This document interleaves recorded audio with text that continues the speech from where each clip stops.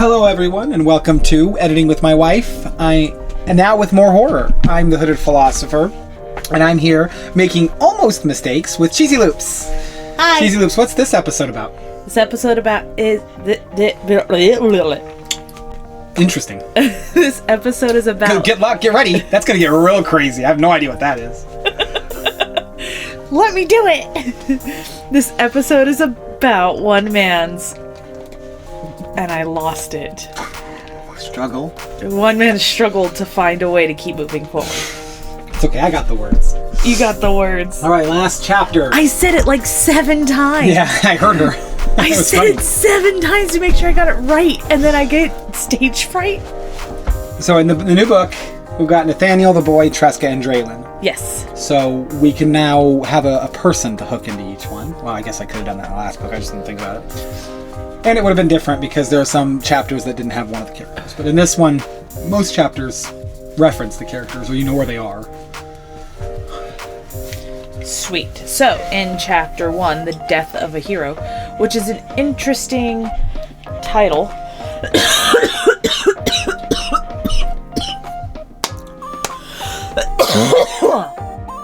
Is an interesting title because there's not much. The hero was unnamed. Okay. Does that make sense? It's his wife. He found her to be a hero. He Okay. loved her. Okay. He was a hero to all the. She was a hero to all the children in there. Okay. And to Tresska, for that matter. I mean, a lot of people loved her. So Nathaniel arrives. Which means This is the start of the story. he arrives. He's birthed. No, he arrives at his house, at his home, Oh, and he arrives at the towers.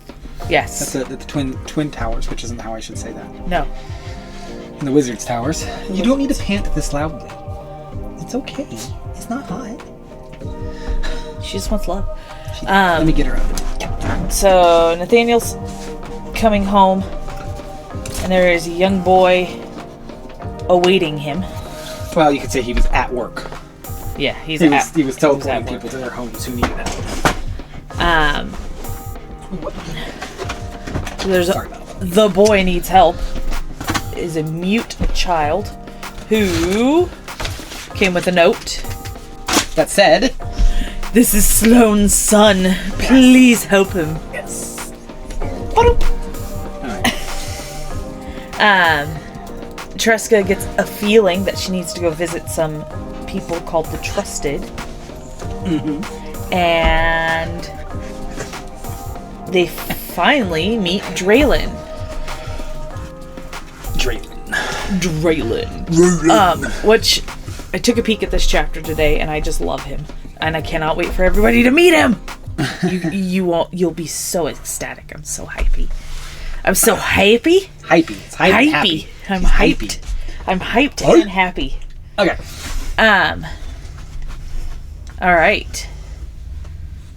The Other World, chapter 2. 2. Who's reading? To the next one. I don't know. Do you want to read? Or should It's I? your chapter to read. All right. We have discussed this. This is sad though. The primary edict of Sloane the Divine, enacted at the creation of the School of Enlightenment, is as such. Anyone harboring children from their education will be met with the seed of chaos. Most of Sloane's other edicts are good. They say nice things like do good deeds and good things will happen. But the seed of chaos is deeply foreboding and an ominous thing that lies directly inside Nathaniel's home when he arrives there next. Nathaniel the Noble will speak of this horror when it is his time. For now, understand that when Draelynn entered the portal to Nathaniel's home, the vast, dark emptiness filled everything Draelynn encountered, as if the darkest chord had ever been played and it echoed all around. First, the garden house, where bone shards were sticking out of the sturdy vines that made up the wall, flesh hanging off of them loosely, pieces of human everywhere, recognizable only as meat. Nathaniel wasn't there. Maybe he didn't see it. Draelynn tried to comfort himself. The next building was of rough-hewn stone, held together by mortar. The horror inside was people, mostly adults, trapped in walls by their body parts.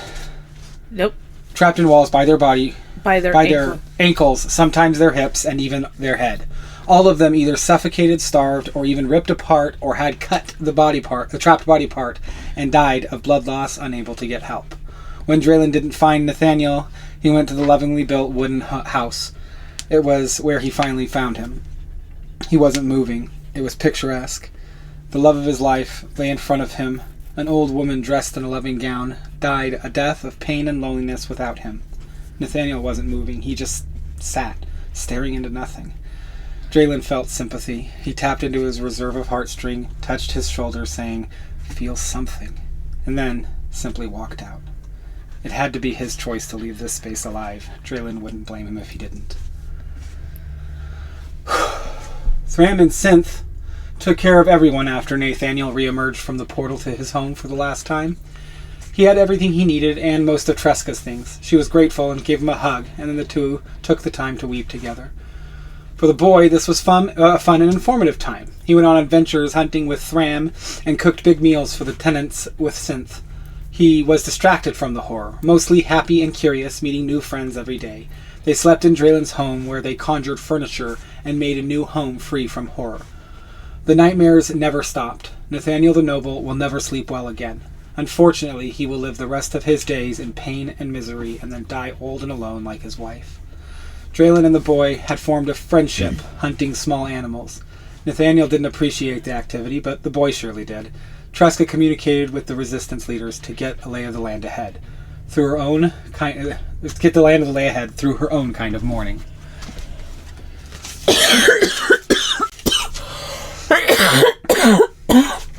That was so hard to do.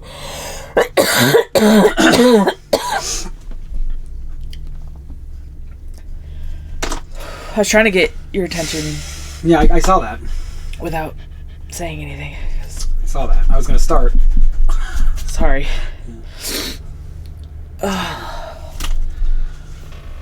Draelynn was the first to hear from Nathaniel, spending most of his time in bed. Everyone was in the towers, taking turns helping Nathaniel the Noble to be sure that he was not alone. Sorry. Some just sat there. Others watched through nature's vision and in the same room. But Draelynn loved to sing. He did for Nathaniel. Draelynn was belting out an aria when Nathaniel asked him to stop. Draelynn obliged, thanking him for his honest feedback, then sat down. "Why are you singing to me?" Nathaniel asked in awe of the cultural faux pas. Draelynn explained as he walked to a nearby table to pour himself a drink. "On my world, we must constantly be changing into the various animals that we cohabitate with. Music is not something I am very aware of growing up." Through that thick accent, it seems like speech wasn't something you're very familiar with either. Nathaniel shot at him unnecessarily. Draelynn was taking a drink, but he couldn't hold in a boisterous laughter exploded out of him.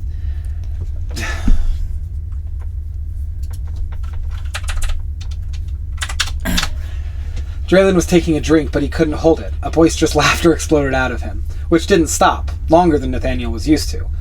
Nathaniel frowned, never got turned around, which is what finally made the laughter die down. "You're from another world?" he asked, hoping to get his mind as far away from reality as he could. "Where I come from, my people are hunted for their magical properties inherent within us." Draelynn took a long drink from the glass, then put it down. Nathaniel said nothing, hoping Draelynn would continue, and Draelynn would oblige, saying, "My people live in the mother forest. Its greenery, Nathaniel, it sparks vitality, makes you feel alive." His gusto was reflected in Nathaniel's eyes, which gave him courage to continue.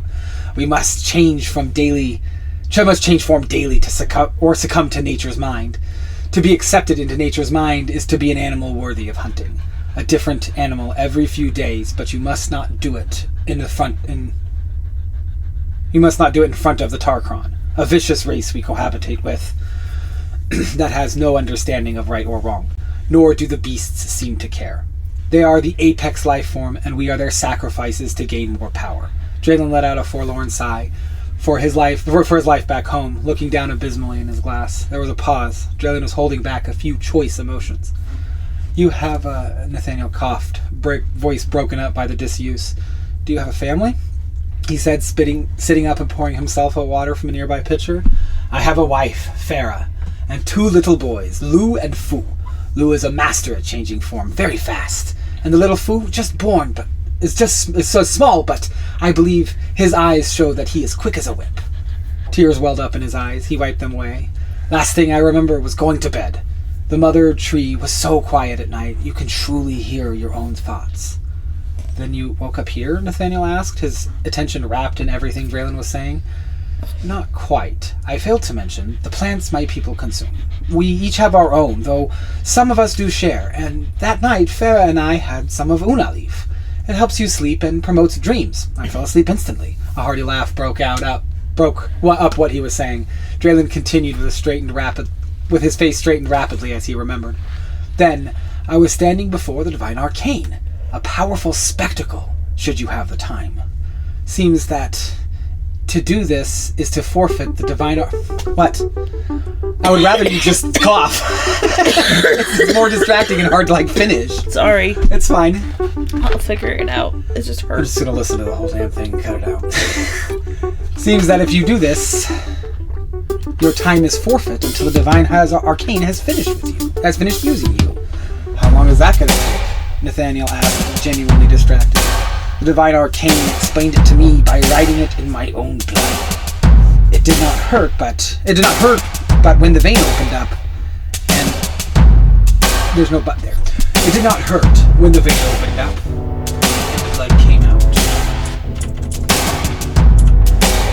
I understood the gravity of what was written. Draelynn paused, leaving Nathaniel in suspense. Draelynn took a long drink. "Killing me, Draelynn. What did it say?" "It said, help Nathaniel the Noble stop slowing the divine." Draelynn let out a long sigh, not sure of what to say next. Then it came to him. "I'm here to do the thing a noble man should not do. Spill blood," he continued. "Nathaniel the Noble."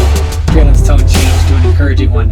"I am here to help you form a new river of blood, with Sloane the Divine as the source." He stood up.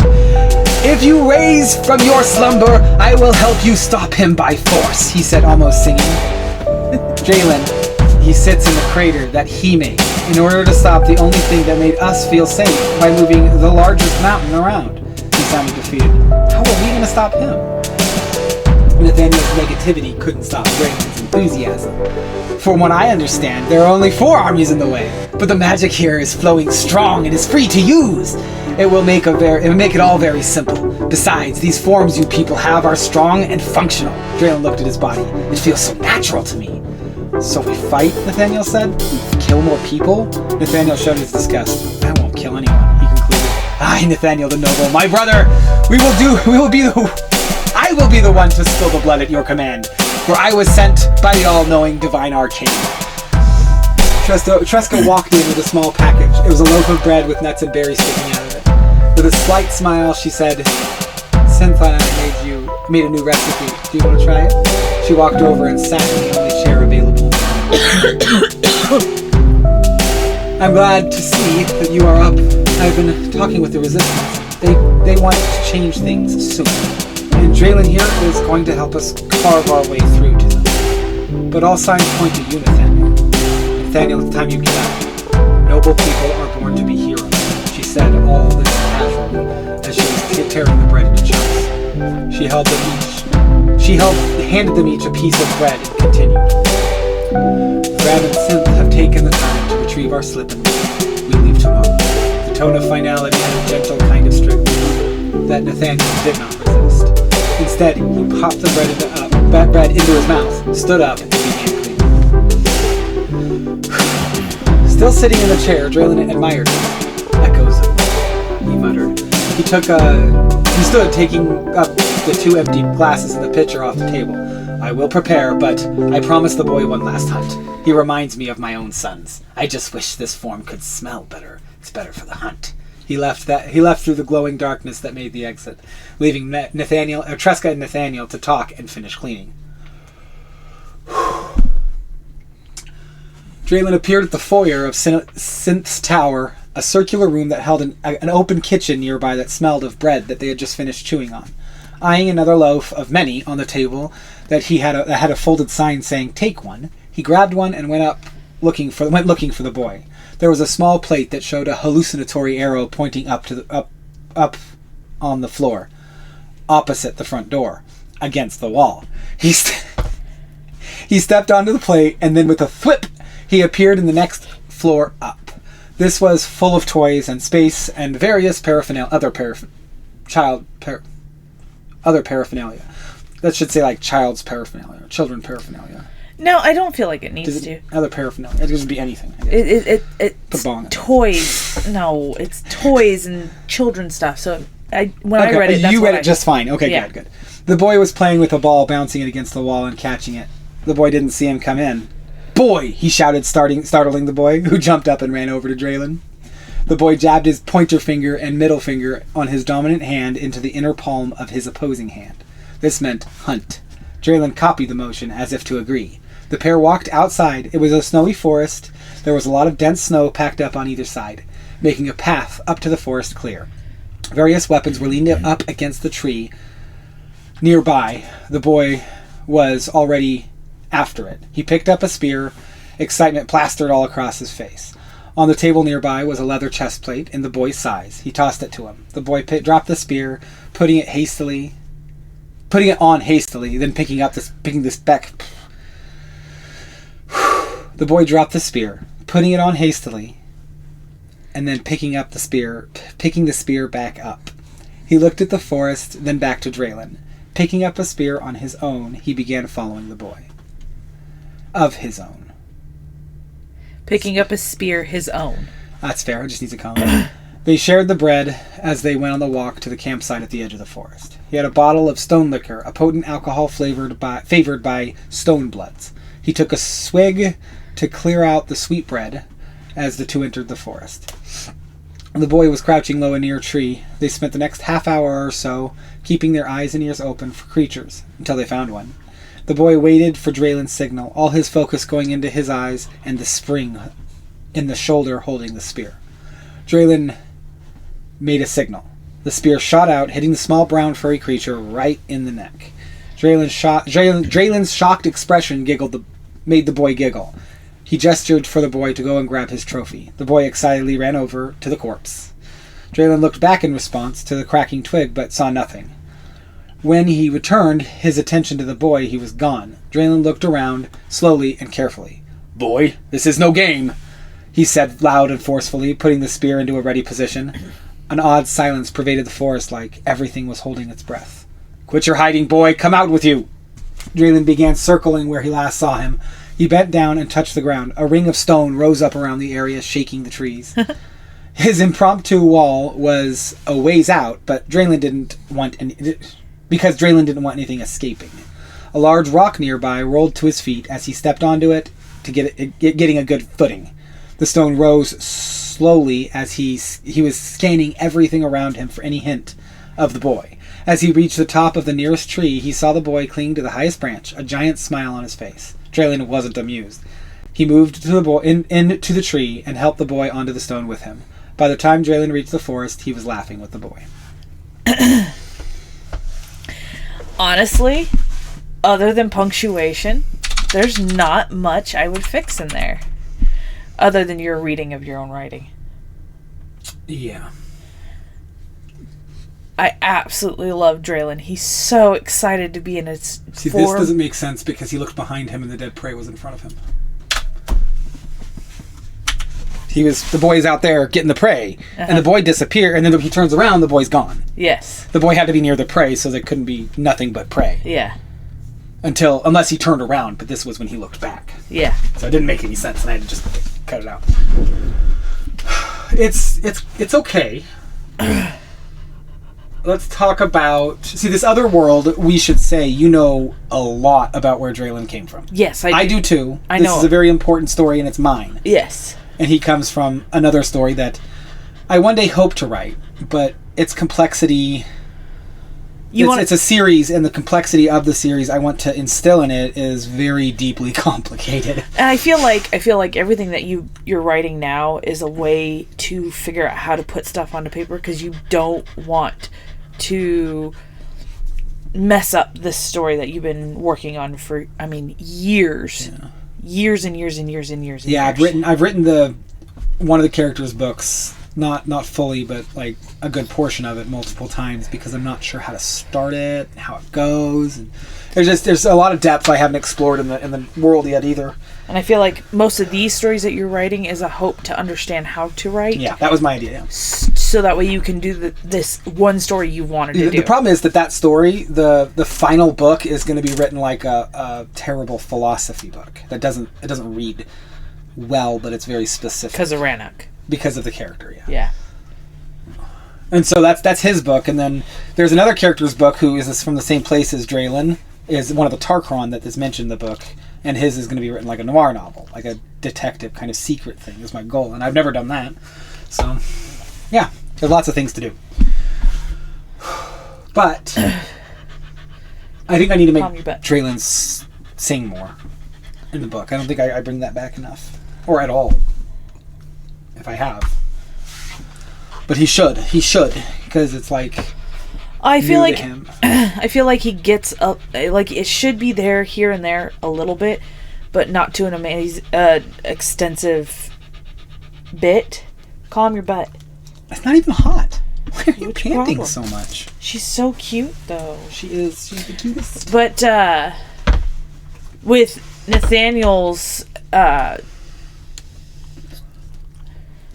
reaction, that's the word I was looking for. Nathaniel's reaction to Draelynn singing, I would see Draelynn keep it a little bit. Yeah, and he wasn't. The problem with Nathaniel is that he's noble. What does a noble person do when he loses everything? That's a good question. Because nobility requires you to have something. You're protecting something. What you're doing is for the good of more than you. That's what the noble people were. Uh-huh. They were doing something. And that's the whole point they exist, baronies and stuff. They were doing these other jobs that you didn't have. Right. I mean, everyone's different, but how would a conscientious person... Because a conscientious person is someone who kind of wants to hear everyone's point of view before making a decision. So he wouldn't just focus in on himself. And he would notice that there are people around him that want him. He has Draelynn who is saying... I'll be the one to do these things that you don't want to do. He doesn't necessarily want him to do it either. But he's recognizing, especially when Tresska comes in and says, we've got to start moving. It's got to start happening. What are you going to do? I think a part of Nathaniel wants Sloane's answer. He wants Sloane to have some input here. And Sloane's not doing it. And Tresska says it too. And when Draelynn and Tresska are both saying something. And through Draelynn you have the Divine Arcane, which we... just learned about. Mm-hmm. Who will be a theme in all of my stories. Yes.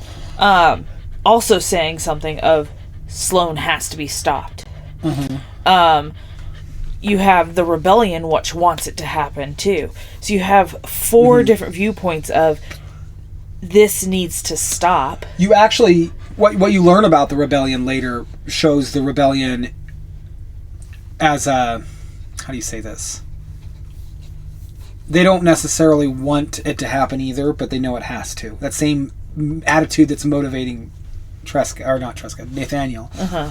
It starts motivating the rebellion, and then Draelynn's here, and so this must be it, the time that Draelynn was here for, the whole thing, because what you don't know is, the reader doesn't know yet, is that the Tresska brought Draelynn into this world. Well, no, you do, from the beginning. You get a glimpse. I brought you here, she says. Yes. And so...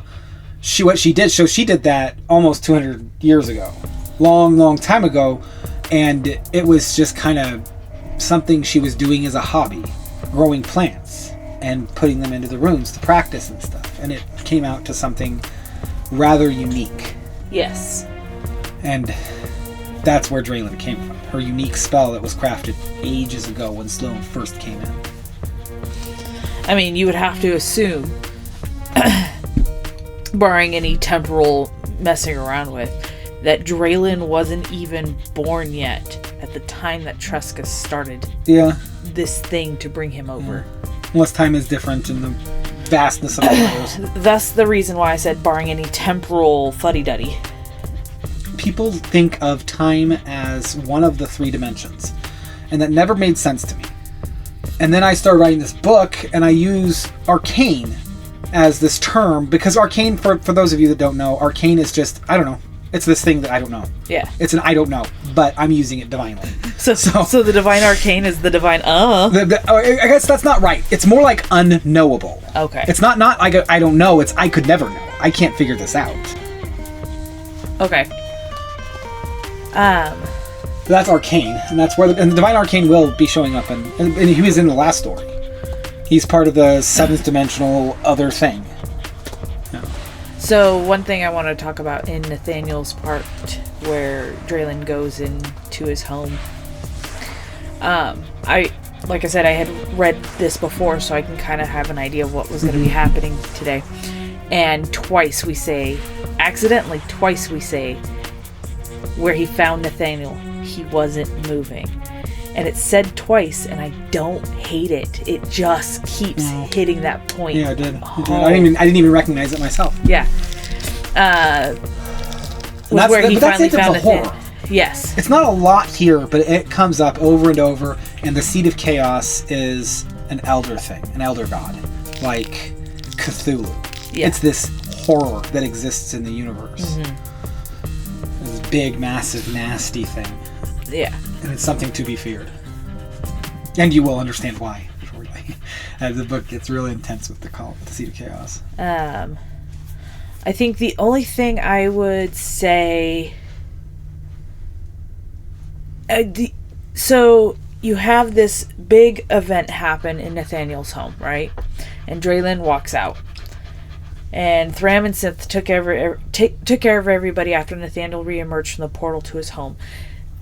That line alone says that there's some time that had passed between a little bit the home incident and other people watching over him.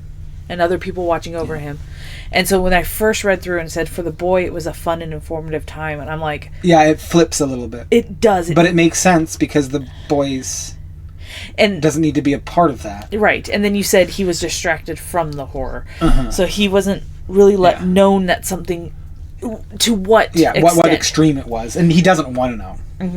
Especially after he heard that people had died, he isn't interested in. I mean, he walked into this place for one day, met these people for one day, and they're just gone. So yeah, and then it'd be crazy to see. And he and the boy have a special bond. Like they're really close. The Draelynn and the boy. I like how much I've drawn that. Yes, there's a cute little thing. Well, it keeps going. Interesting to see if the boy ever finds out why Nathaniel's family was attacked. Because I haven't read, and I'm not trying to glean any information. That would be an interesting thing. But, I mean... the reason why Nathaniel's attacked was because... the very first line in this because chapter. Of that edict, yes. The Sloane said that anyone harboring children will be met with the Seed of Chaos. Yes. And we do know that Nathaniel has been brought children before. And there's young children in there. They're not supposed to be. In this world, children are... They go to the School of Enlightenment. Not at home. Yeah. In fact, when you read this story further, there's no children. The only reason there was a plaything, and it was in Synth's Towers, because she was so close to Nathaniel. Yeah. And she would have children come by and need a place to sit. And so they had that room made for children. Well, even in this world, it'd be and there are still children. How easy would it be to just make a room with toys like this?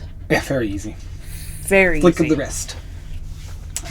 Almost as easy as going to a replicator and pulling and asking for it. Yeah. But that replicator is a human being using the power of creation. Well, let's talk about Tresska. We got a little bit of her. What do you get from her? She's like your no nonsense matron. In charge. Yeah. Yes. Secretly even. Just like everyone respects her first. But when anything she says is listened to. But anytime she says anything, it isn't with a voice of... There is a voice of leadership and a voice of... Finality. Yeah, finality. You said finality. Gentle discipline. I use discipline too when she's talking to the kids. But it's not... Yeah. It's just, you just don't defy her, but there's no She's very anger. agreeable. Yes. Like, She knows when to fight and when not to. But there's no anger. There's only love pouring out of her voice when she says to do something. And you kind of go with her. And you even love her when she kills. And just Which we wouldn't say the same for Nathaniel, who's trying so hard to hold on to it. What little I've known of, we've read of her. Mm-hmm. And what... Oh, there's so much to her. I know. And what little I know of you talking about her, I would be absolutely afraid to cross her in any sense. You wouldn't do it. You wouldn't be afraid. You just wouldn't do it. That's how I've always felt about it. Tresska kind of feels like my grandmother. Yeah. You don't fight it. Yeah. She's probably just being kind, and she usually is. Unless she's killing someone. Okay, so... Because she does. Story time of cheesy, and it's real quick. I was at the grocery store with my grandmother one day, and there's this little boy punching a bag of bread. Grandma goes over to the young boy, tells him that he probably shouldn't do that, and then my grandmother turns to look at the parents and says, your child is doing something, and the store's gotta pay for that bread somehow, and no one's going to buy it. You're not taking responsibility. You need to take care of your kid. That's love. She didn't yell at the kid. She asked him politely to stop. She didn't scold him so much. There was no judgment necessarily coming from her. She looked at the parents. Mm-hmm. Pay attention to your kid. And so I feel like a little bit of Tresska has a little bit of my grandmother in it. But that's just because I would say anytime there's a problem with kids, it's the parents' fault. Yes. 100%. Uh-huh.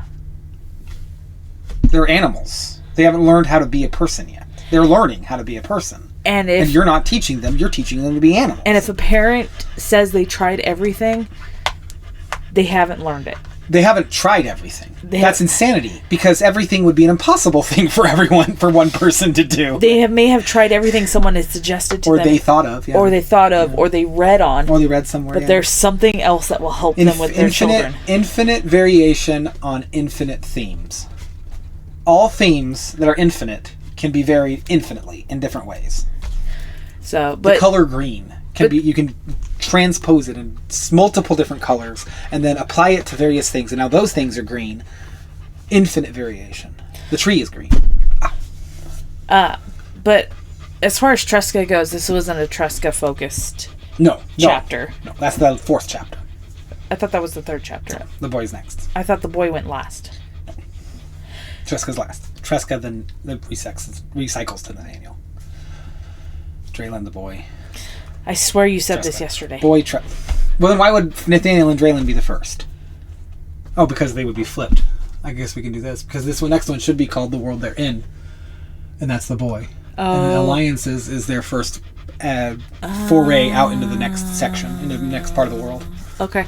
Yeah. And the boy discusses the things that are going on around him. I don't really remember that chapter well. That is interesting. But it does start at the end of this chapter when Draelynn finds him in the tree. You find out what's happening in that tree in the next chapter, right at the beginning. Okay. Yeah. So what else is there to talk about? We get to see a little bit of the magic in the Ring of Earth, and that's Draelynn's power, by the way. Yes. People can't do that in this world. People can't do that. Right. And the boy wouldn't know. And neither would the person with the boy. Do you explain in the book as to why that's a thing? Or is that just something you have in your head?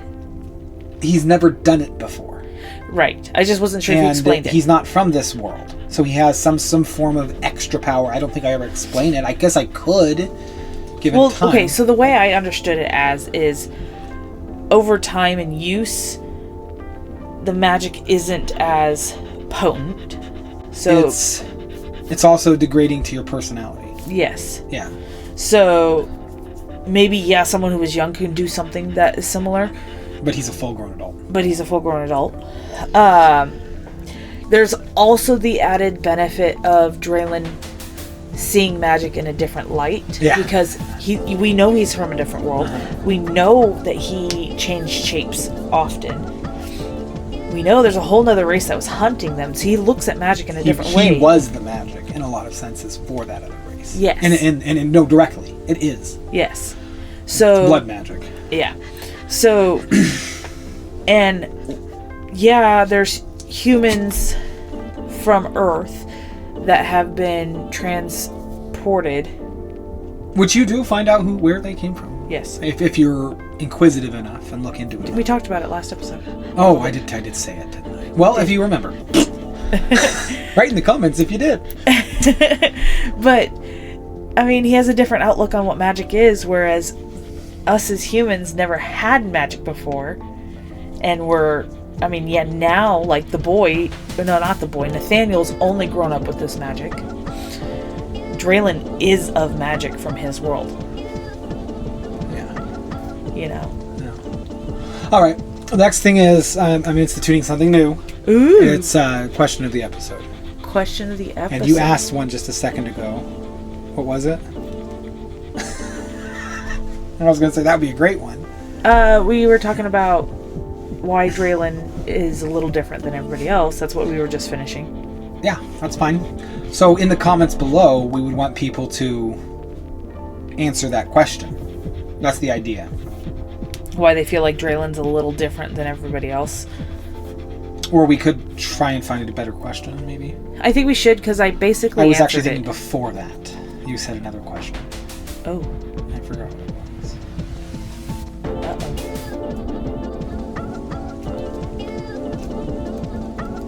Uh-oh. Gotta think about it. Well, we were talking about Tresska, and then the order of the chapters, and then we were talking about how we were looking at the tree with the boy, and then we got to Draelynn and his abilities. And then what was before all of that? I don't remember my question. And you're going to listen to it, and you'll be like, that was the question. Question of the episode. Well, let's come up with one. Oh, the magic. We were talking about the magic in this. Yes. We kind of get to see a little bit of it. So you got Draelynn's, and then you have the arrow. You very lightly touch on this thing. It was the arrow. It was basically the elevator in this building. Oh, yes. Oh my goodness, it was so much fun. Arrow up. You see it again in the next chapter. It's just nobody, and like it's a feature of the towers, really. As a reader, you sit there and think like, but how? I guess a really good question that I would like answered, if I'm going to be honest, is... Oh, we're saying... We're talking about the magic and the arrow.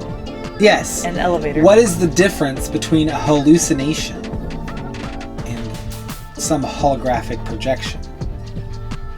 Interesting. Some sort of physical, 3D, or even AR. What's the difference? Like, I guess it'd be wrong of me to compare it to holographic. It's more like artificial reality, where you have a lens and things are changing on the other side. AR. What's the difference between the visual experience? Is that a good question? What is the big difference between those two things? Hallucinations and technology bringing in a visual AR. Okay. I'm not going to answer it. I might have my own answer. Is AR a delusion?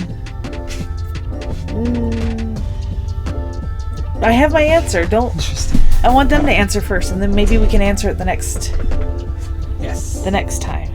Well, everyone, thank you for listening. Have a good day. And look forward to it the next day. Bye.